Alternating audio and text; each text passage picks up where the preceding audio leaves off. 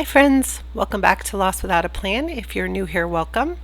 'Tis the season to plan ahead, so today I wanted to update you on my current planner stack. Let's start with the Vertical Priorities Planner. I actually purchased this back in May, and it was an 18-month planner, so I'm planning to continue using it through the year. This is the new interchangeable cover for January. I have Jewel Sky. I think it's beautiful. I love the colors, and it just makes me want to play with my planner. Here's a close-up of what it looks like. It's just like jewel tones. And I got a second set of these clear covers for the new year because I accidentally ripped one of them with the discbound. Anyways, so as you can see, I removed the first 5 months of my planner. So this one starts with January, February, March, April, and May. And then I have the rest of them over here in this packet. I really like the discbound system because it gives me a lot of flexibility.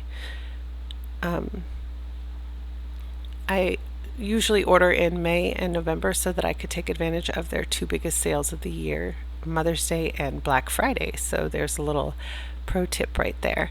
I do love the discbound system though. It's made a huge difference in my planning style. And in case you are not familiar with vertical priorities, I have a fitness tracker add-on that I added, and the nice thing about getting a discbound is you can put them wherever you want them to. So this is the page that I use for my social media planner. These are just the standard highlights page. And then this is the layout for monthly, and I use that for planning my videos and such. And then this is the layout for the weekly.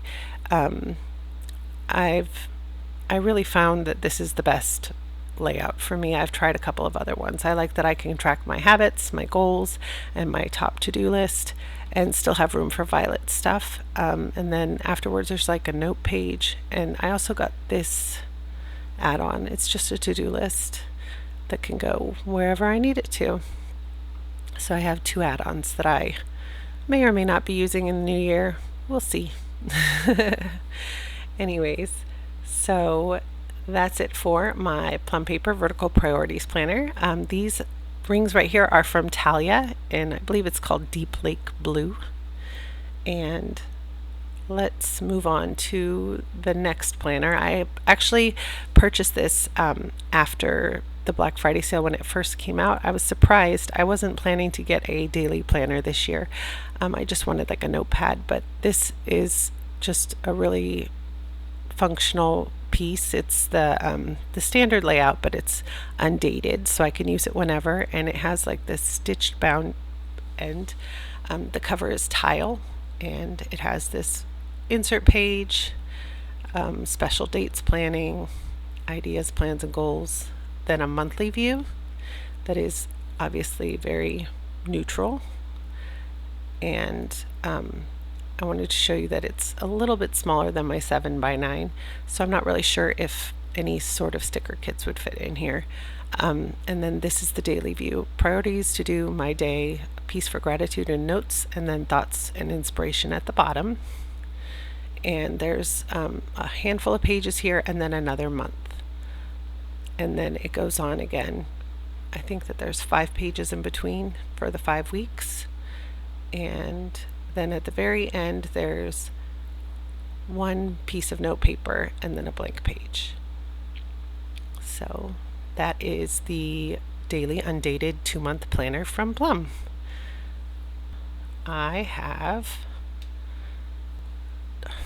been trying to come up with another goal planning system for 2023, and I settled on the Makselife goal setting quarterly notebooks. I also grabbed these Moxie markers that blend well, and then this is the daily notepad. This was what I had planned on doing for my dailies for the new year.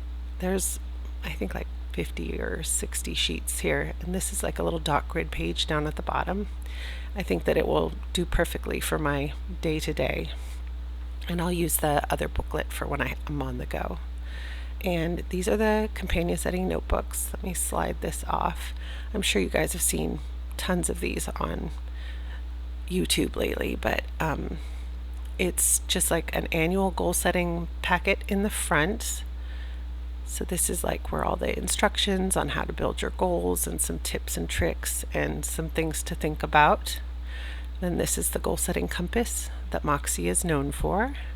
And this is how you assess your goals. You rate it on a scale of 1 to 10. And then I just highlighted some pages here. And then this is the things to consider list.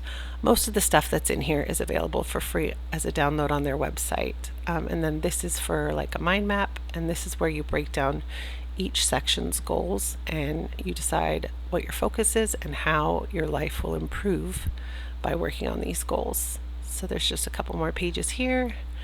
And then there's a vision board, which is where I was thinking I might do like a mind map for my annual goals. And then there's just this goal setting quick tips at the end, with just some tips and tricks to make it easier for you to plan your goals. And then there are 4 books here. I haven't decided which one I'm going to start with. They all have very cool little sayings on them. Good things take time. The front is basically just a monthly layout, and I did get some stickers so that I could date this easily. And it's just very neutral and simple, and it's an A5 size. I also wanted to show you my year-end reflections notebook. This came free with the order on launch, and as you can see, I've started to fill it out so that I can break things down before I put them into the actual notebook. And I've also been using the printables. But as right after the monthly layout, there's a monthly goals page where you break down your goals for the month, and then you break them down even more in the weekly actions, and you can reflect on how things went at the end and decide what changes you want to make for the coming week. So there's 5 pages of these afterwards. 1, 2, 3, 4, 5, and then there's like a monthly reflection page, just kind of assessing where things are going with your goals and your overall satisfaction. Then there's a quick notes page, and then it starts again. And there are 3 of these months laid out like that. And then at the end, there's like a quarterly reflection assessment page, so you can see kind of how your quarter went before you start a new book. And then there's a couple of notes pages back here for brain dumping, and then a little teeny folder. So that's how each of these have the exact same layout. And then I got the Moxie markers here that match the colors of the different sections of life perfectly, or as close as perfect as possible. I think only one of them is a little bit more green than blue, but it looks beautiful on the page. So that is my goal setting plan for 2023. And next up, I'm going to show you some of how I use digital tools.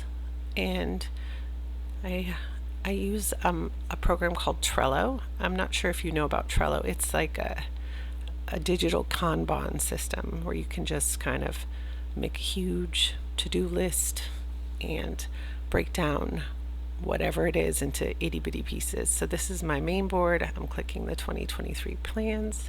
My word of the year is vitality. And then I have listed below here all of my goals for 2023, personal, work, fun, and recreation. And I use the labeling system. I'm using Chrome here, so I have a Chrome extension called Trelabels that writes out the words. But as you can see, I match my labels to the system in my Makselife notebooks so that it will be easy for me at a glance to just write in what needs to go where. And so these are my goals for 2023.